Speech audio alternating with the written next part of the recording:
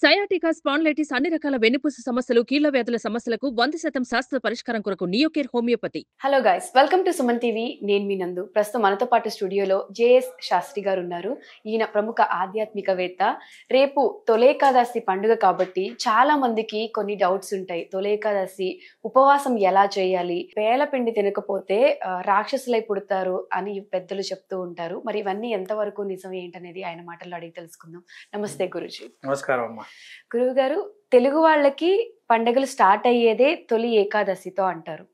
అసలు ఈ పండగ ప్రాముఖ్యత ఏంటి, ఉపవాసం ఎలా చేయాలి? నేను ఇప్పుడు ఆడియన్స్ కి చెప్పినట్టు పేలపిండి తినకపోతే రాక్షసులై నిజంగా పుడతారా? శ్రీ గురుభ్యో నమః. శ్రీ మహాగణాధిపతయ నమః. శ్రీ మహాసరస్వత్యై నమః. హరి ఓం. శ్రీమాత్రే నమః. మహావిష్ణు స్వరూపమైనటువంటి సభకు ముఖ్యంగా తొలి ఏకాదశి అనేది చాలా ముఖ్యమైనటువంటి వ్రతం. దీన్ని ఎలా మనం తీసుకోవాలి అనుకుంటే ఈ తొలి ఏకాదశిని ముఖ్యంగా మనకు కర్కాటక సంక్రమణం అనేటువంటిది ప్రధానంగా తీసుకుంటాం. అంటే మనకు ఉత్తరాయణము దక్షిణాయనం అనేటువంటి రెండు కాలాలు ఉంటాయి. 6 నెలలకి ఉత్తరాయణము, ఇంకో 6 నెలలకి దక్షిణాయనం అనేటువంటిది ఉంటుంది. ఈ ఉత్తరాయణ దక్షిణాయన పుణ్యకాలాల్లో చాలా ప్రాముఖ్యమైనది పుణ్యకాలం అని అంటే దానం ధర్మం చేయటం అనేది చాలా ఉత్తమమైనది. అయితే స్నానము ఇవన్నీ కూడా ఈ యొక్క దక్షిణాయన ఉత్తరాయణ పుణ్యకాలాల్లో చేస్తుంటారు. అలాగే ఈ తొలి ఏకాదశి ఏంటంటే దేవతలకి సూర్యోదయం వేళ సంక్రాంతి సంక్రమణం అయితే, మనకు మకర సంక్రమణం అయితే, ఈ కర్కటక సంక్రమణం దేవతలకి రాత్రి సమయం అవుతుంది అని.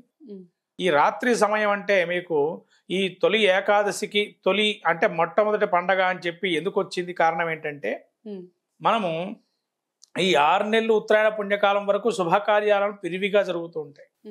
మీకు చూశారు బాగా, బయట కూడా విగ్రహ ప్రతిష్టాపనలు కానీ అత్యధికమైన శుభ కార్యక్రమాలు, జన్మదినోత్సవాలు అనేకమైనటువంటివి అన్నీ కూడా జరిగే ఉత్తరాయణ పుణ్యకాలంలో. ఈ దక్షిణాయన పుణ్యకాలంలో ముఖ్యంగా మనం అన్ని కూడా వ్రతాలు, నియమాలు, నిష్టలు ఎక్కువగా ఉండేటువంటిది. మీరు చూసే ఉంటారు. మనకు నవరాత్రులు ఉంటాయి, దీనిలోనే వినాయక నవరాత్రులు ఉంటాయి దక్షిణాయనంలోనే. అట్లనే దుర్గా ఆరాధన చేసేవాళ్ళు దక్షిణాయన పుణ్యకాలం తీసుకోవడం. దీక్షలు మనకు అనేక అయ్యప్ప దీక్షలు, వెంకటేశ్వర స్వామి దీక్షలు, అనేక దీక్షలు ఉన్నాయి లైన్గా. ఈ దీక్షలన్నీ కూడా వ్రతాలు, నియమాలు, నిష్టలన్నీ కూడా దక్షిణాయనంలో చేస్తారు. అంటే ఏంటంటే దేవతలు తన యొక్క రాత్రి సమయం కాబట్టి ఈ రాత్రి సమయంలో ప్రతిదీ దేవుడికి మనం ఆయన ప్రశాంతంగా కూర్చొని ఉంటాడట భగవంతుడు ఆ యొక్క లోకాలలో, ఉత్తమ లోకాలన్నీ కూడా.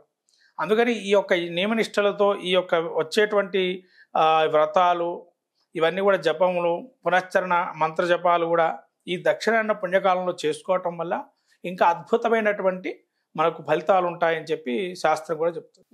కాబట్టి ఈ తొలి ఏకాదశిలో నియమాలు, దానికి సంబంధించినటువంటి విషయాన్ని చూసినట్టయితే ముఖ్యంగా ఆషాఢ మాసంలో ఈ తొలి ఏకాదశితో చాతుర్మాస దీక్ష కూడా ప్రారంభం అవుతుంది.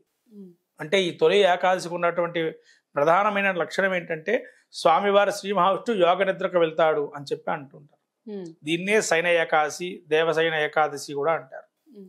అంటే ఇక్కడ ఏంటంటే ప్రతి ఒక్కరు కూడా కాలం మారుతుందమ్మ. ఇక్కడ మనకి ఈ కాలం వర్షాకాలంలో వస్తుంది, దరిదాపు వర్షాకాలం. అంటే కాలం మారినప్పుడు నియమలు, నిష్టలు అంటే మన యొక్క శరీరంలోని లక్షణాలన్నీ కూడా చేంజ్ అవుతుంటాయి ఆ సమయానికి తగ్గట్టుగా.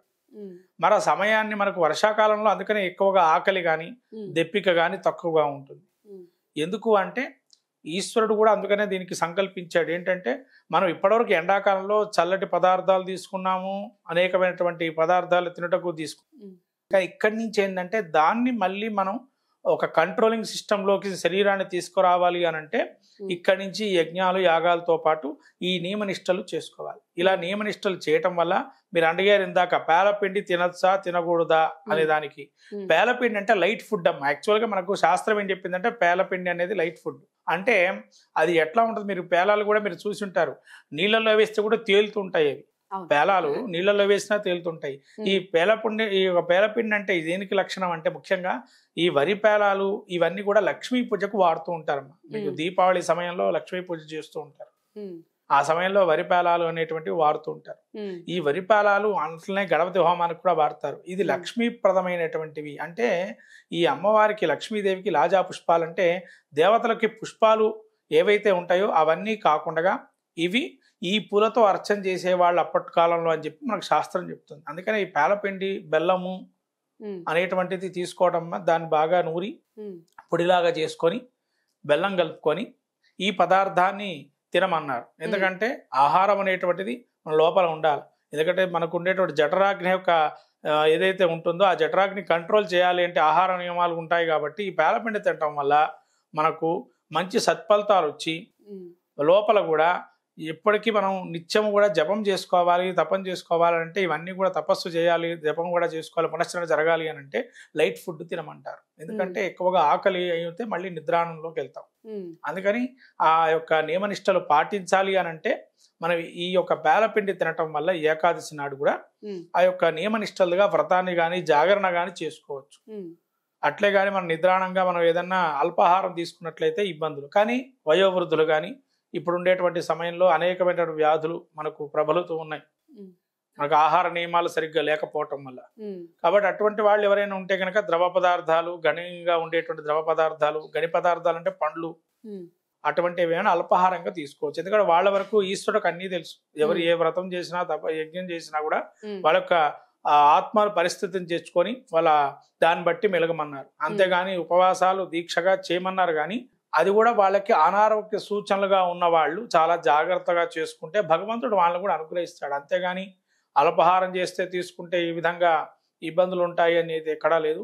ఈ ఏకాదశి నాడు విష్ణు దేవతామూర్తికి వెళ్ళి మనకు స్వయంపాక దానాలు అనేకం కూడా స్వయంపాకాలు ఇవన్నీ కూడా దానం ధర్మం చేసి ద్వాదశి నాడు ఉదయాన్నే వెళ్ళి ఈ యొక్క ద్వాదశి ఏదైతే ఉందో నెక్స్ట్ వచ్చేటువంటి ద్వాదశి, మనకి ఏకాదశి నెక్స్ట్ తిథి ద్వాదశి తిథి. ఈ ద్వాదశి నాడు విష్ణుమూర్తి స్వరూపంగా భావం చేసి బ్రాహ్మణుడికి స్వయం పాకం కానీ శక్తి కొలది ఏదైనా దక్షిణ కానీ ఇస్తే గనక ఇక్కడ వామనమూర్తి ప్రసన్నుడవుతాడు అని చెప్పి మనకు ధర్మశాస్త్రం చెబుతుంది. అంటే వామనమూర్తి ప్రసన్నం అంటే వామనమూర్తికి మనం ఆచారం వ్యవహారాల్లో ఎక్కడా పూజాధికాలు లేవు. మరి ఆయన పూజాధికాలు ఏ విధంగా చేసుకోవచ్చు అని అంటే ఈ వామనమూర్తి స్వరూపంగా బ్రాహ్మణ్ణి ఈ యొక్క మాసంలో ద్వాదశి నాడు గనక స్వయం పాకంగానే శక్తి కొలది దక్షిణించి దండం పెట్టుకున్నట్లయితే సాక్షాత్ ఆ స్వామి యాగం చేసిన ఫలితం ఇస్తారు అని చెప్పి మనకు ధర్మశాస్త్రం చెప్తుంది. అటువంటి మహత్తరమైనది ఈ తొలి ఏకాదశి. ఈ తొలి ఏకాదశి ఈ యొక్క విష్ణుమూర్తి స్వేదబిందుతో చిందించినటువంటి దాంతో వచ్చిన ఒక కన్యతోని మురుడనే రాక్షసుని చంపడంతో ఆ యొక్క కన్యకి వరాలు ఇచ్చి స్వామివారు ఏకాదశి వ్రతం గురించి చెప్పి మోక్షం కూడా లభిస్తుంది ఎవరైతే ఏకాదశి చేస్తారో.